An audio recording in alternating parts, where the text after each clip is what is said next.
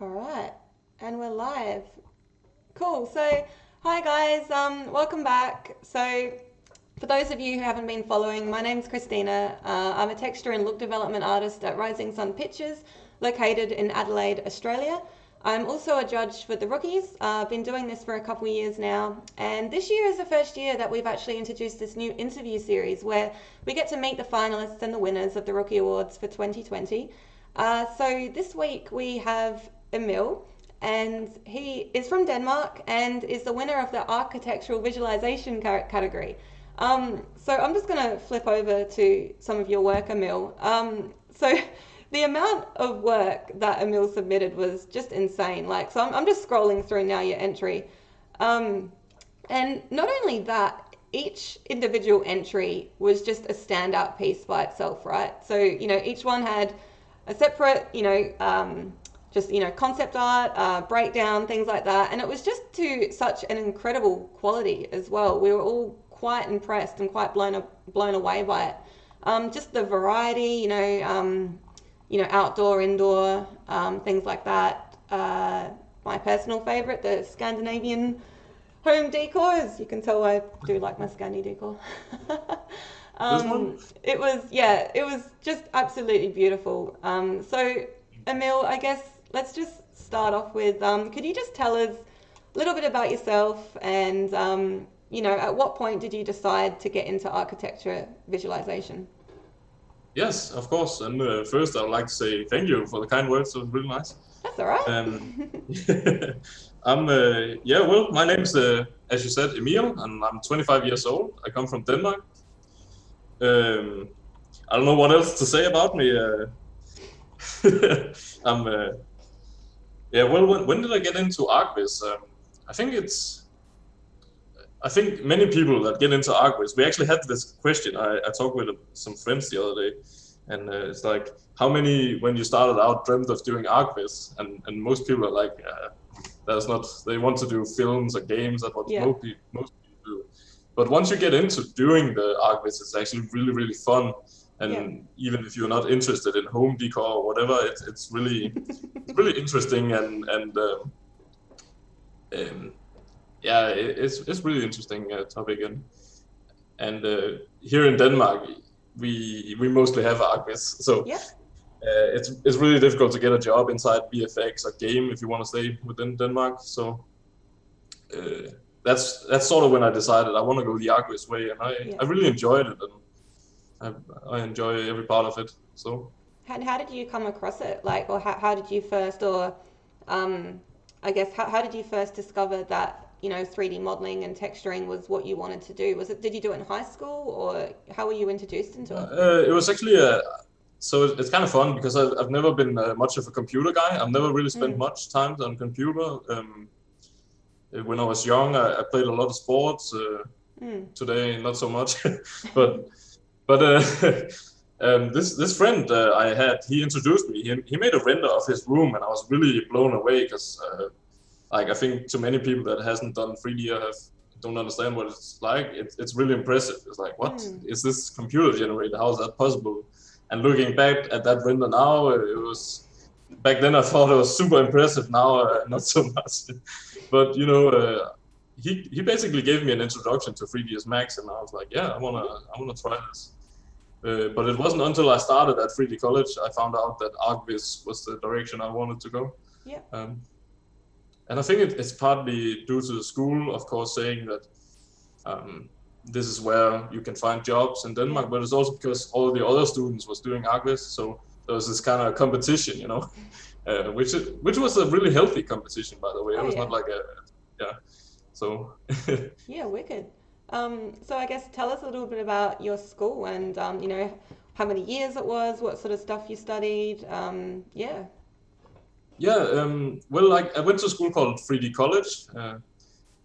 3D College Denmark. It's not the most original name, but it It's all is a right, nice does the school. job. It does the job. People know what it's about.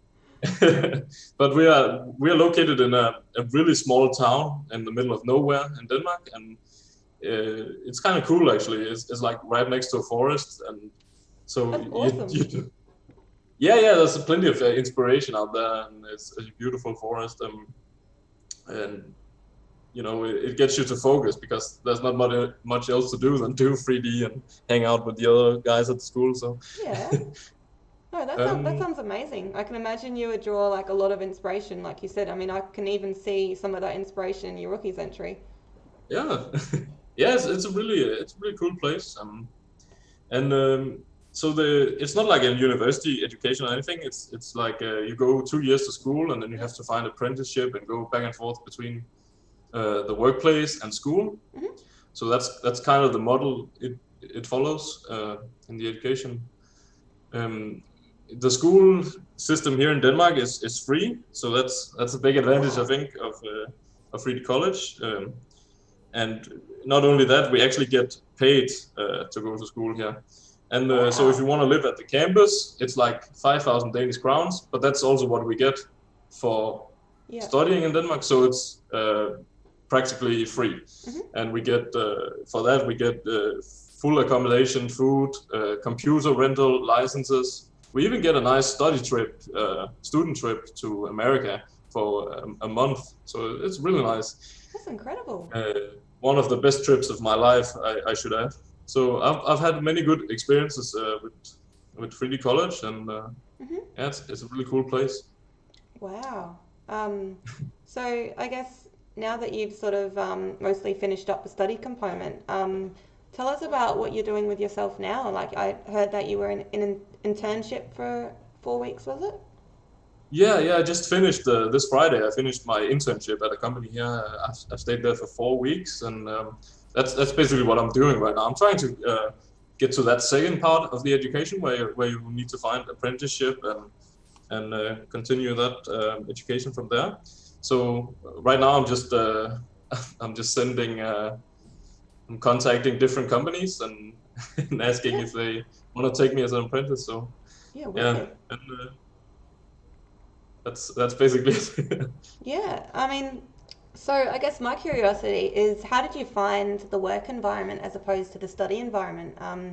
Like, was the transition quite smooth, or did you have to, learn something quite quickly or learn something new?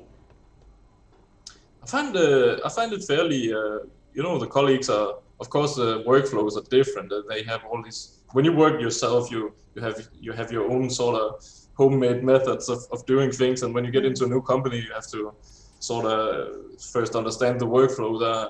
But all the colleagues are really nice to introduce you to all the tools, and I think the most important thing is that just when you start somewhere new, you're really curious and not Yeah. afraid to ask questions about how things work. And I think not only that, the co-workers will really appreciate if you do that. So uh, that would be my tip if you're Yeah. starting somewhere new. Just be very curious about how things work there. Yeah, always willing to learn and Yeah. yeah, that's no, that's fantastic advice. So I guess yeah, I guess we can have a chat about your rookies entry itself. Yeah. So I guess what made you enter the Rookies Awards? Like, how did you come across the competition? I think my first entry was actually 2 years ago. Hmm. Um, when I was just started at 3D College. I didn't have much to present at the time, but I was like, oh well, there's nothing to lose. Yeah, right. Someone might see my work, and why not? I mean, um, and my good friend Mads actually happened to win that year. And Mads was not only my friend, he was my roommate at 3D Oh, College. wow. So that was really motivating for me because, of course, I was happy for Mads that he won, but at the same time I was feeling, okay, next year I'm gonna give him. But then Mads won again next year, He won and I twice. was like, ah, god damn it, okay, this year. So this year I worked really, really hard, and it paid off. Uh, Wow. Oh, and all absolutely. respect to Mads, of course. Mads, incredible. It's always been a friendly competition. So Oh, that's fantastic. You need that friend to sort of, push you and to keep you going. exactly. So that's awesome. So I've got a question from the chat actually. What art Mhm. quiz company would be your dream job? Oof. It's hard to say. I think Mia, Mir, Mia. Yeah. It's a company in Norway. I think they make the best visualizations out there. Without doubt, it's so artistic. I don't know. Every image they make are just super, super awesome, and a huge inspiration. But it's a tricky question because I think it's not only important how good the company is, but also it's very important for me that it's a place where you fit in and there's some nice colleagues, and I actually think I value that higher than what the work quality is. Although of course it would be nice to combine the things, but Yeah. that's the most important thing for me. I think to be in a place I really enjoy and feel comfortable coming and spending 7 hours a day at something like that, 7-8 hours a day. And what sort of, because you displayed quite a high variety of different types of archviz work. Mhm. What type of stuff do you enjoy working on the most? I think exteriors working. So one thing I've actually started doing, and I'm working on a project right now that is not archviz, because I feel like now I've been doing archviz at internships, and the last thing I want to do when I get home is work on more archviz. So I've been really into making environments, and I really like making these CG environments. So right now I'm making like a swamp project, Wow. so just to do something completely new. Mm-hmm. And it's definitely the thing I enjoy the most, is really building up these environments. And I think the one you're looking at right now, the forest home, if you go to the work in progress slider, I think I have at some point there's A little bit further where down. I think you have Maybe to if I roll scroll down. across. Here we Yeah, go. that one, that slider. Yeah, wow. So as you can see, the house, the actual cabin, is actually the last thing I added, because in the beginning I was just starting out. I want to make a really cool environment, and then you can always figure out what kind of building to put in there in the end. So yeah, I really enjoy the environments, and it's definitely where I spend the most time trying And to make that. do you get inspiration, as you said, you must have some beautiful scenery around you. Do you like just go for walks in the forest and take photos, or? Yeah. For this one, actually, I was summer started out pretty well here Mhm. in Denmark, but then it died again. The summer went away quite quickly. That's how it is in Denmark. We have like 2 weeks of summer. But I took the chance and took a long hike through the forest, and it was spring, and it was, all the when the trees start to blossom. Mm.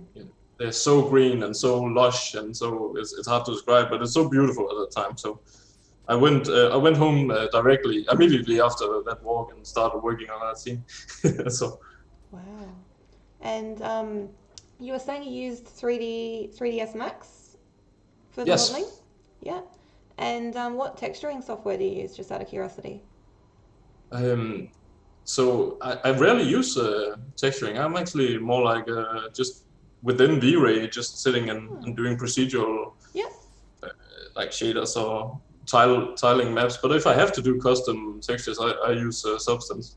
Use I'm not Substance? that good at it, to be honest, but yeah, that's my go-to Yeah, if I had wicked. to. There's just because I'm looking at the ladybug and the mushroom, and there's just so much detail in it. Could look at it for ages. Love it. Cool. Um, so I guess you've spoken about your environments and things like that, but I'd love to hear a little bit more about your other rookies entries. Perhaps maybe either the kitchen or some of these outdoor environments. What inspired you to create these ones? Which one? We Oh, have the. I just realised it's your last name and co. How do you say that? Rasmussen. oh yeah, Rasmussen. Yeah, Rasmussen and co. That's I had that's to put brilliant. something on there, and I was like, yeah, why not? That's brilliant. That's like what we texture artists do. We try and get our name as many Yeah, things as try to possible. sneak your name in there. Cool. Beautiful. So yeah, tell us about that entry. Um, I was actually just so a lot of my inspiration of these projects actually come from experimenting. I really enjoy sitting and experimenting on my own, and sometimes I'm just experimenting with stuff, and it turns out not so cool, and I'm like, okay, I'll never touch it again. But sometimes I find something that's quite cool, and I just work from there and make it into a full project. So this was one of those, and I really want to try to design my own high-rise.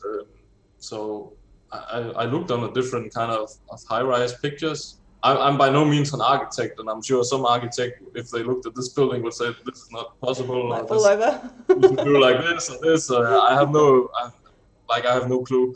But I think like something quite similar, simple shape and rounded edges on the work quite well, glass type office building. And so it took me an hour, I think, to generate this sort of building. And then I was like, yeah, the idea just popped up to my head to create this sort of city environment. And yeah. And one of the things I tried a lot with this image was adding a lot of life. Mm-hmm. So you see the helicopter and the moving plane and airplane in the background, cars, a lot of life. Yeah. So much motion, if that's possible in a still image, but that's what I try. No, there's honestly just so much to look at. Like, you notice the birds in the background, you got the cranes going on and the plane and things like that. It's yeah, okay, a lot of thought and effort's gone into your entry. I can see that. Thank you. Um, It's a very busy image, but I don't think it's too busy. It's still cool. yeah. And how about your Scandi, your home decor entry? You said that you were looking at Pinterest, I think it was. What? I think, wait, did you say you were looking at Pinterest? Oh yeah. Pinterest is a great source of inspiration, and then I'd say all my friends here in Denmark doing archviz, Scandinavian interiors are just the most popular thing to make here. So yeah, I mean, They're popular everywhere. Like all of our stores is full of this stuff now. Okay. Yeah. It's I have a bit of a hate-love relationship, to be honest, with the Scandinavian interiors. That's just to be completely honest, because I think there's a fine line between having minimalism and having something that is boring. Mm. So what you'll see, I think many of my friends that make like these sort of Scandinavian, they're more clean. The style is more clean, and so I tried to mix it up a bit and give it a sort of more personality. It doesn't have to look super clean, and that's something I try to introduce in my entry or this piece. Yeah, like there's just so much character. Even just I've got this little springy guy up now. I don't know what it is, but it's adorable. Oh yeah, it's like a really it's actually called a hobbyist. What's that? And it's like a Danish design piece, very popular here. So I've got another question from the chat, and I've got another question. It's about your use, or where did you get your models from? So you said that you actually modeled all of these yourself. You didn't use a library, did you? For this one, the Scandinavian, most of the models are made by myself. Mm-hmm. And you can see I've sort of done renders of all the models between. So it's mostly the large furniture, all the small decor things. I download those and plants and stuff like that.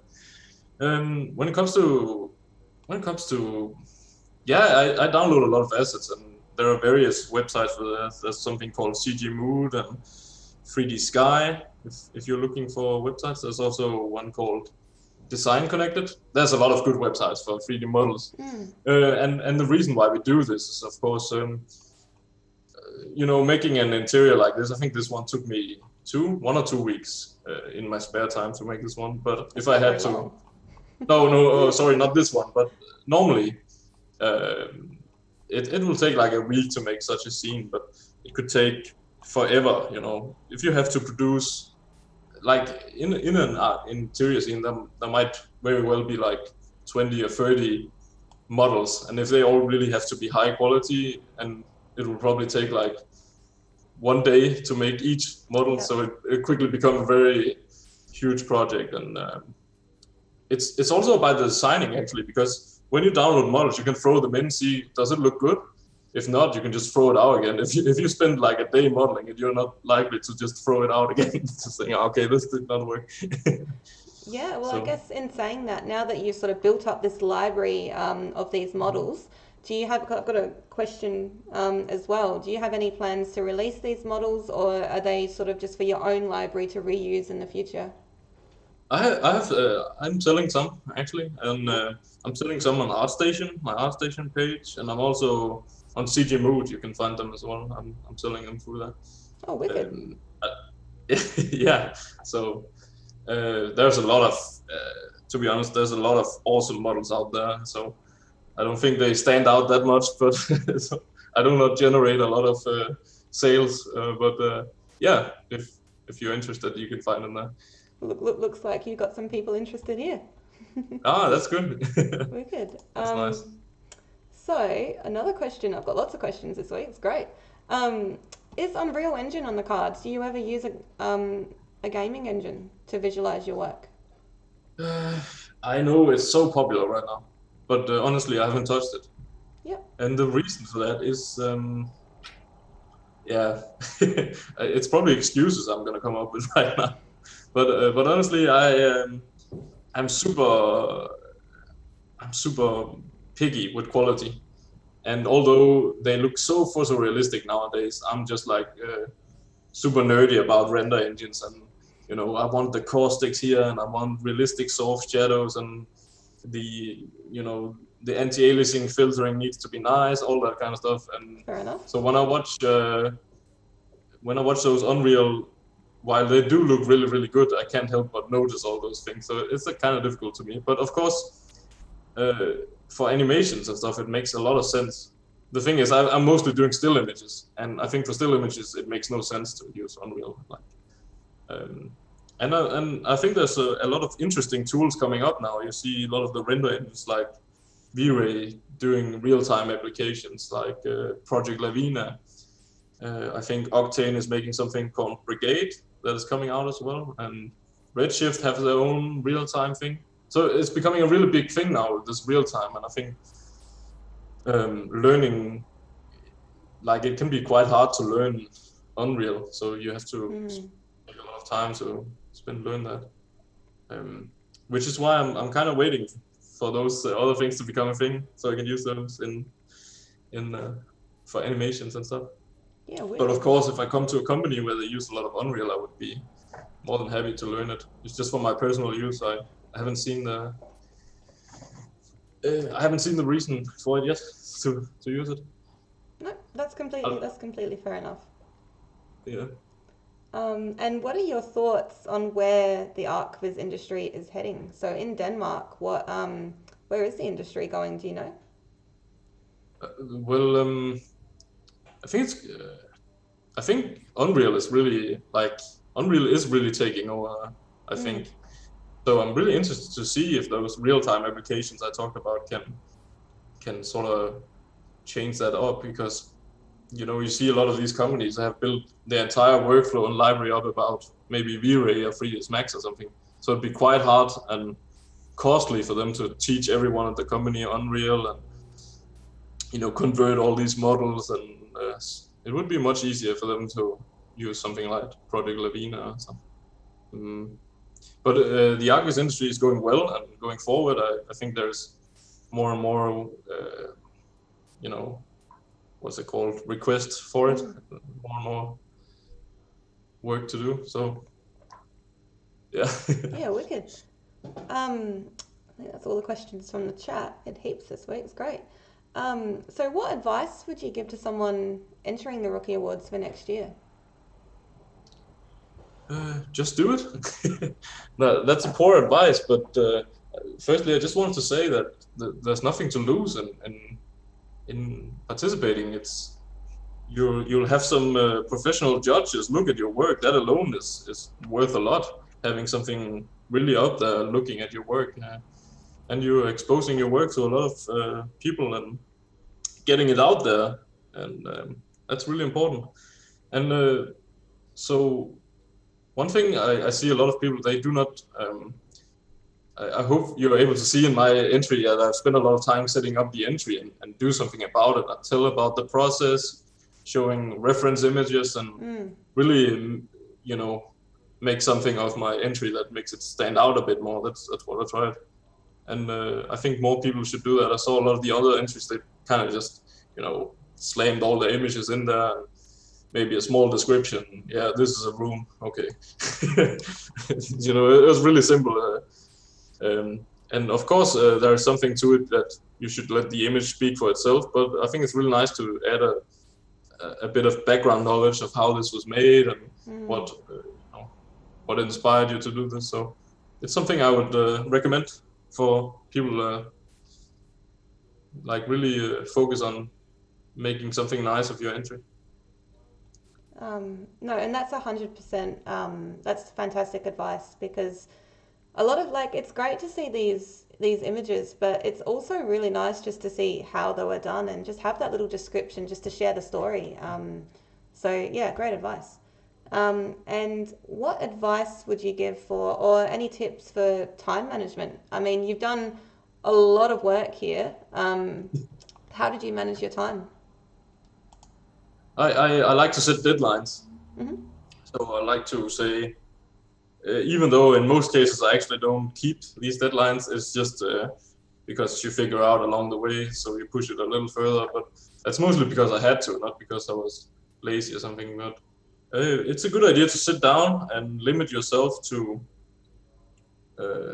maybe, let's say, 3 weeks on this project, because what will happen if you don't is you spend way too much time on details that don't need that time, and that's my number one tip for production. Just set a deadline really, and also have a plan. So what I like to do is write down like a list of sort of things that needs to be done in the scene, um, and I like to categorize them by need to have and nice to have. That's what I like to call it. So this is the things that need to be done, and these are the things that would be nice to add to the scene, but not necessarily essential. So the need to be done are a top priority, and the nice to have is like we can add those towards the end or something. Yeah. So Solid. And how do you stay focused? so when motivation really hits you, I am very fortunate, I think, to have this thing where I can really spend, you know, really get motivated and spend a lot of time on the projects. And for some of these, you know, it was during the Corona quarantine, so I had all the time in the world to work on this. So I spent like 8 hours a day, I think, on some of these pieces. A lot of, yeah, and just worked really hard. I tried to stay off. I think I uninstalled Steam and I logged off Discord and other kinds of stuff just to get rid of all the of all Background noise. yeah. So that's good advice, I think. If you want to stay productive, just log off these things, and yeah. And another question: do you have any apps for managing your projects? So do you, when you said you created that list, do you just write it down on a piece of paper, or do you have, you know, something like a to-do list or something like that? There's a website called Concept Board I really like to use. Board. Yeah, it's like it's just like this large canvas, and you can drag in your image, and then you can sort of like add comments to it with arrows to your image. So you say, go here, fix this. Just like small comments you can add to. Oh, wicked. Um, That looks kind of cool. It's like a mind map. yeah. Yeah, wicked. Yeah, it's really. I'll have to have a look at that for sure. Yeah, I really enjoy that. And some of my friends, we give each other feedback on these as well, so we can add comments to each other's work with arrows and saying, hey, maybe you should look at this area or something. So It's yeah, fantastic. and Cool. yeah, go on. I think I've learned a thing or two from this interview. That's fantastic. I'm going to look into that. That's nice. And unfortunately, we're sort of running out of time. But I just want to hear a little bit about Denmark. You were telling me about the interesting, like, how daylight works over there. You were saying that it's either all dark or all light. Really curious about that. Yes. Yeah, well, we are, of course, very far up north country. If you draw a line from Denmark over to something more comparable, it would be like up far north in Canada. So it's really up north, and the weather is not actually that cold as someone would think, because we have like coastal climate with the Gulf Stream coming in, so it's rarely even snowing in the winter. but it's always rainy and windy and very gloomy. The weather is not very nice here, and yeah, that's the thing in the winter. Because we are that far up north, the sun maybe comes up around 9 a.m. in the morning and goes down around 5 p.m. or something. It's really it's really depressive. So, but in the summer it's quite. We have really long summer evenings, and yeah, I always enjoyed those as a kid. You could play out to like 23 or 12 at the night. It was still bright outside. You can play soccer with your friends and stuff. That's incredible. So yeah, it's really cool. Well, I've learned something new tonight. That's really awesome. Well, Emil, it looks like we've run out of time, but thank you so much for coming on tonight. It's Thanks for having me. Absolute My pleasure to meet you. Thank you. Yeah, and if you need anything in the future, you know, don't be afraid to reach out, either Alan or myself or anyone else in the industry. And all the very best. Cool.